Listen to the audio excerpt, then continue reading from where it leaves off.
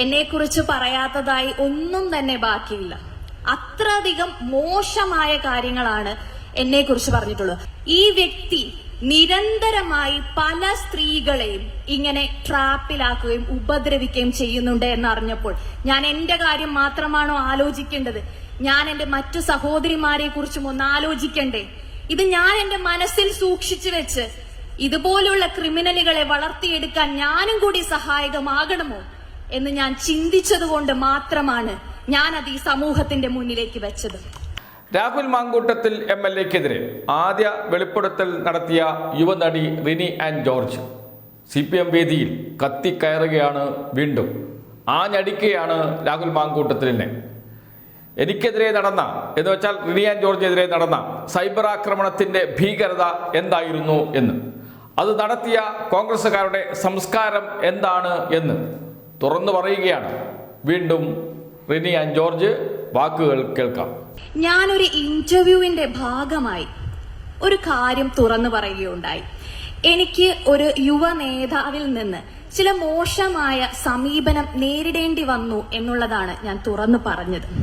പക്ഷെ എന്നാൽ പോലും ഒരു പ്രസ്ഥാനത്തെ വേദനിപ്പിക്കേണ്ട, ദുഃഖിപ്പിക്കേണ്ട എന്ന് കരുതി ഞാൻ ആ പ്രസ്ഥാനത്തിന്റെ പേര് പറയുകയോ ഒരു വ്യക്തിയുടെ പേര് പറയുകയോ ചെയ്തിട്ടില്ല. ആരെയും വേദനിപ്പിക്കണമെന്നോ ആരെയും തകർക്കണമെന്നോ ആയിരുന്നില്ല എന്റെ ഉദ്ദേശം. എനിക്ക് ആകെ ഒരു ഉദ്ദേശം മാത്രമേ ഉണ്ടായിരുന്നുള്ളൂ.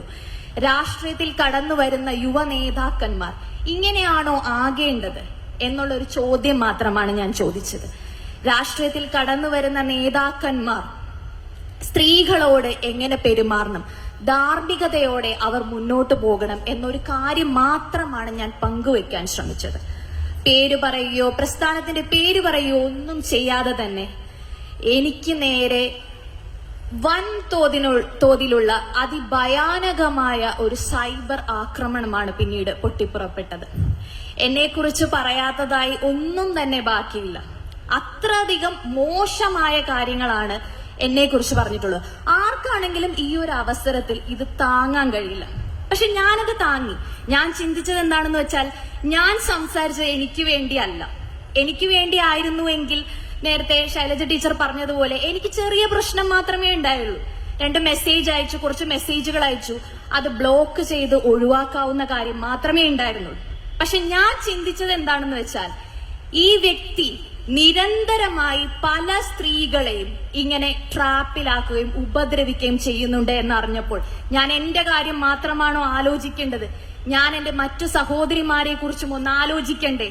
ഇത് ഞാൻ എന്റെ മനസ്സിൽ സൂക്ഷിച്ചു വെച്ച് ഇതുപോലുള്ള ക്രിമിനലുകളെ വളർത്തിയെടുക്കാൻ ഞാനും കൂടി സഹായകമാകണമോ എന്ന് ഞാൻ ചിന്തിച്ചതുകൊണ്ട് മാത്രമാണ് ഞാൻ അത് ഈ സമൂഹത്തിന്റെ മുന്നിലേക്ക് വെച്ചത്.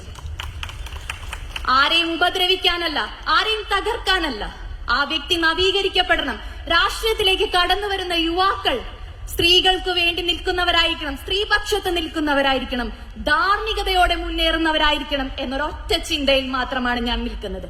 ഏതെങ്കിലും ഒരു പാർട്ടിയോ ഏതെങ്കിലും ഒരു പ്രസ്ഥാനത്തെ കുറിച്ചല്ല. ഏത് പ്രസ്ഥാനത്തിലെയും ഏത് പാർട്ടിയിലെയും രാഷ്ട്രീയത്തിൽ വരുന്ന യുവജനത എല്ലാവർക്കും വേണ്ടി, സ്ത്രീകൾക്ക് വേണ്ടിയും നിലകൊള്ളുന്ന ജനതയായിരിക്കണം എന്ന് ഞാൻ ചിന്തിച്ചു. പക്ഷെ ഞാൻ നേരിട്ടത് സമാനതകളില്ലാത്ത സൈബർ അറ്റാക്കാണ്. ഞാൻ മറ്റു പാർട്ടികളുമായി ചേർന്ന്, CPM-മായി ചേർന്ന് ഗൂഢാലോചന നടത്തി അവരെ തകർക്കാൻ ശ്രമിക്കുകയാണ് എന്നുപോലുമുള്ള ഇല്ലാത്ത ആരോപണങ്ങൾ. ഇപ്പോൾ പോലും ഞാൻ ഇവിടെ വന്ന് നിൽക്കുമ്പോൾ കുറച്ച് ഭയത്തോടു കൂടിയാണ് നിൽക്കുന്നത്. കാരണം വീണ്ടും ഇത് വെച്ച് അവരിനി എന്തെല്ലാം കഥകൾ പ്രചരിപ്പിക്കുമെന്ന ഒരു മാനസികമായൊരു ഭയമുണ്ട്. എന്നാൽ പോലും ഞാൻ ഇന്നിവിടെ വരാൻ തയ്യാറായതിന്റെ കാരണം എന്താണെന്ന് വെച്ചാൽ, സ്ത്രീകൾക്ക് വേണ്ടി ഒരക്ഷരമെങ്കിലും സംസാരിക്കേണ്ടത്, അങ്ങനെ ഒരു ദൗത്യം എനിക്ക് കൂടി ഉണ്ട് എന്ന് ഞാൻ കരുതിയതുകൊണ്ടാണ് ഇവിടേക്ക് വന്നത്.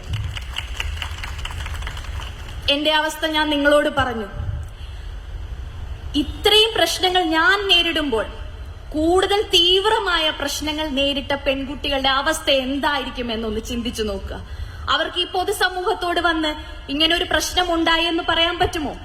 ഇത്തരം ഇൻഫ്ലുവൻഷ്യൽ ആയിട്ടുള്ള ആളുകൾ അവരെ ഏതെല്ലാം വിധത്തിൽ ഭീഷണിപ്പെടുത്തും, ഏതെല്ലാം വിധത്തിൽ നശിപ്പിക്കാൻ ശ്രമിക്കും, അവരെ കൊല്ലാൻ പോലും ശ്രമിക്കുമോ എന്ന ഭയമാണ്. പല പെൺകുട്ടികളും ഇതുമായി ബന്ധപ്പെട്ടും പല രീതിയിൽ എന്നെ കോണ്ടാക്ട് ചെയ്യുകയും അവരുടെ കണ്ണീര് എന്നോട് ഷെയർ ചെയ്യുകയും ചെയ്തു. പലരും വിളിച്ചിട്ട് നിർത്താതെ കരയുകയാണ്, അവർ അനുഭവിച്ച വേദനകൾ പങ്കുവെക്കുകയാണ്. പക്ഷെ അവരോട് ഞാൻ പറയുമ്പോൾ പുറത്തിറങ്ങി നിങ്ങൾ പറയൂ, പരാതി കൊടുക്കൂ എന്ന് പറയുമ്പോൾ അവർക്ക് ഭയമാണ്. എങ്ങനെയാണ് പെൺകുട്ടികൾക്ക് മുന്നോട്ട് വരാൻ കഴിയുന്നത് എന്നാണ് ഞാൻ ചോദിക്കുന്നത്. പ്രത്യേകിച്ചും ഇത്തരം സ്ഥാനമാനങ്ങളിൽ ഇരിക്കുന്നവർ തന്നെ അത് ദുരുപയോഗം ചെയ്യുമ്പോൾ എന്തു ചെയ്യാൻ പറ്റും എന്നുള്ളൊരു പ്രശ്നം